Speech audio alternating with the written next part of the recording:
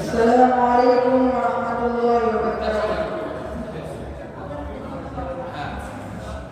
الحمد لله رب العالمين، والصلاة والسلام على سيد الأنبياء والمرسلين. أما بعد، فقد قال الله تعالى في القرآن الكريم: أعوذ بالله من الشيطان الرجيم، بسم الله الرحمن الرحيم. يرفع الله الذين آمنوا منكم والذين أوتوا العلم درجات والله بما تعملون خبير. المجادلة.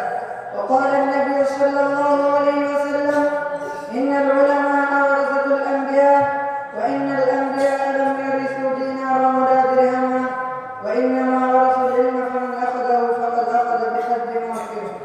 رواه الترمذي. رب اشرح لي صدري ويسر لي أمري واحلل عقدة من لساني يفقهوا قولي. ربي زدني علما.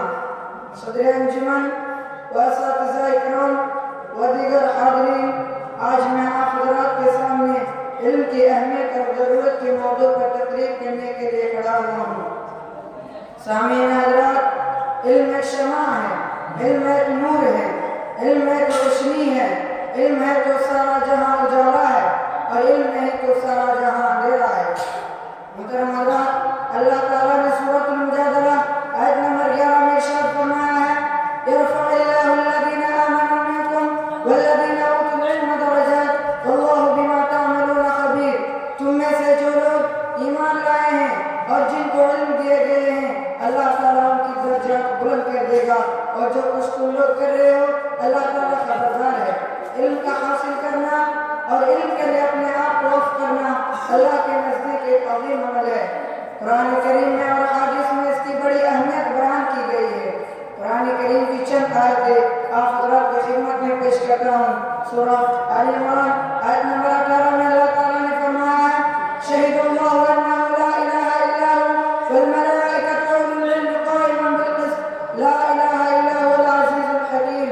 اللہ اور فرشتے اور علم اس بات کی گواہی دیتے ہیں کہ اللہ کے سوا کوئی معبود نہیں، اور اللہ انصاف کے ساتھ دنیا کو قائم رکھا ہے۔ اس غالب حکمت والے کے سوا کوئی معبود برحق نہیں ہے، یعنی اللہ تعالیٰ نے جو کچھ پیدا کیا ہے اور بیان کیا ہے، اس کے ذریعے اس نے اپنی وحدانیت کی طرف ہماری رہنمائی فرمائی ہے، اور فرشتے اور اہل علم بھی اس کی توحید کی گواہی دیتے ہیں۔ اس میں اہل علم کا بڑا مقام ہے کہ اللہ نے اپنے اور فرشتوں کے ناموں کے ساتھ اہل علم کا ذکر فرمایا ہے۔ اس سے علم اور اہل علم کا مقام ہمارا مرتبہ بھی معلوم ہوتا ہے۔ محترم حضرات، رب کائنات نے امام کائنات کو رسالت سے جب سرفراز فرمایا تو قرآن کریم کی سورۃ العلق کی ابتدائی 5 آیتیں نازل فرمائی، اور ان 5 آیتوں میں 5 مرتبہ اقرأ اور علم اور علم کا لفظ استعمال فرمایا۔ سبحان اللہ، علم کا کیا مقام ہے، علم کی کیا اہمیت اور فضیلت ہے، ان 5 آیتوں میں غور کرنے سے معلوم ہوگا۔ محترم حضرات، اللہ تعالیٰ نے سورۃ محترم حضرات انبیاء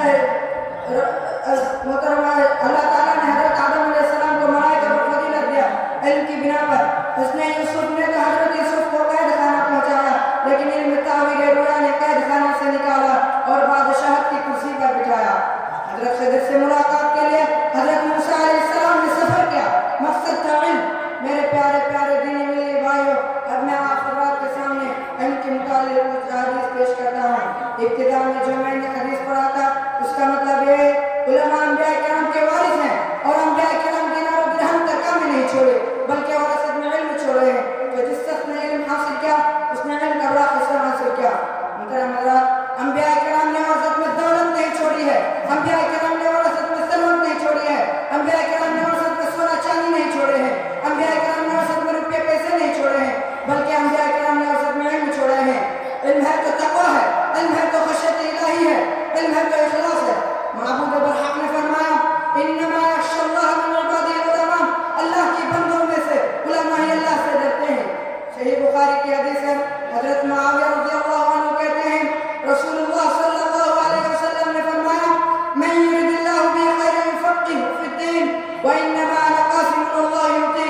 اللہ تعالیٰ جس شخص کے ساتھ بھلائی کا ارادہ کرتا ہے تو اس کو دین کی سمجھ عطا کرتا ہے، اور میں تقسیم کرنے والا ہوں، اور اللہ تعالیٰ دیتا ہے، اور لوگوں سنو میں کہتا ہوں جس کو اللہ نے سمجھداری دی ہے وہ اللہ کا پیارا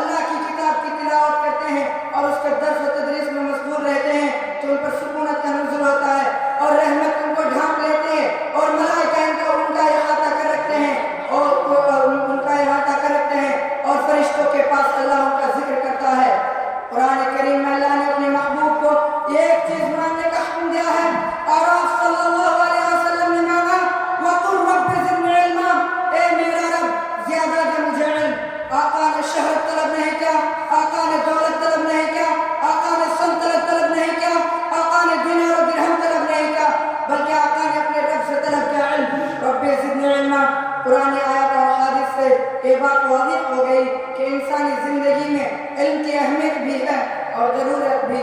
انہی باتوں پر میں اپنی تقریر ختم کرتا ہوں. اللہم انفعنی بما علمتنی وآخر دعوانا الحمدللہ رب العالمین. السلام علیکم.